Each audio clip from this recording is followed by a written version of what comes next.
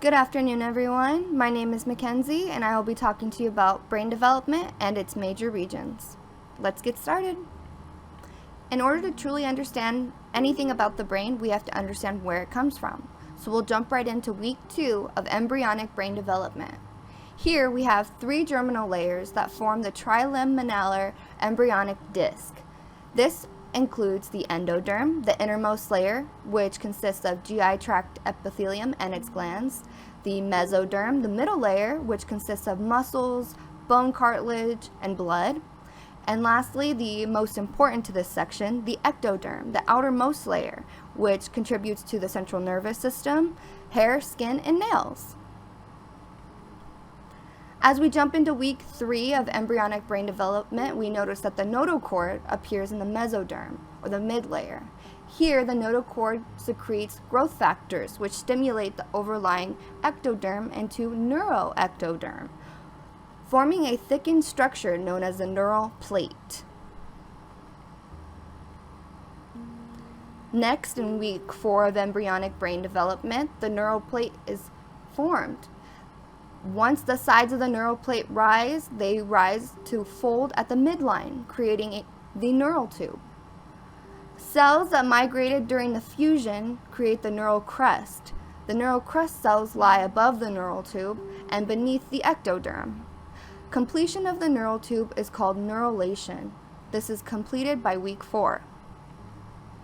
Next, we jump into week 5 of embryonic brain development, where the superior portion of the neural tube swells, forming 3 primary vesicles, known as the prosencephalon, mesencephalon, and rhombencephalon.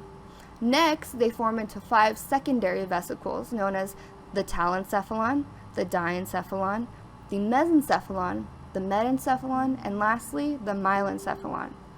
Here, the neural tube has the cranial end, which becomes the brain and cerebellum, and then the caudal end, which becomes the spinal cord. Next, we'll be jumping into the 3 major regions of the brain. We have the cerebrum, the cerebellum, and the brainstem. First, the cerebrum, divided into 2 hemispheres, the right and left, and as we all know, the right side controls the left side of the body, and the left side of the brain controls the right side of the body. This cerebrum is responsible for our higher functioning, such as vision, hearing, interpreting touch sensations, speaking, learning, our emotions, and control of our movement. Next, we have our cerebellum, which we also know as the small brain, which coordinates our muscle movements, maintains posture, and our balance.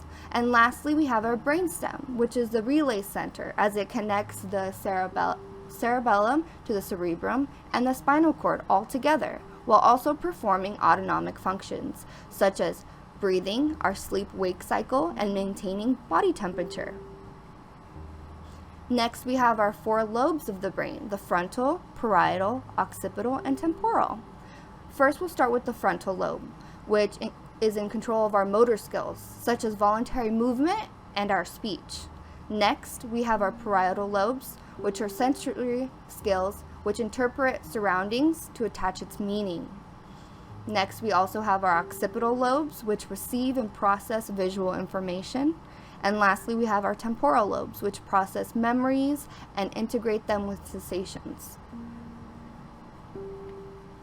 Some other important areas of the brain are Broca's area and Wernicke's area. Broca's area, located in the left hemisphere, specializes in the production of speech, while Wernicke's area, located in the temporal lobe, specializes in comprehension of speech. Here, these are my citations. Alrighty, everyone. Have a great day. Thank you.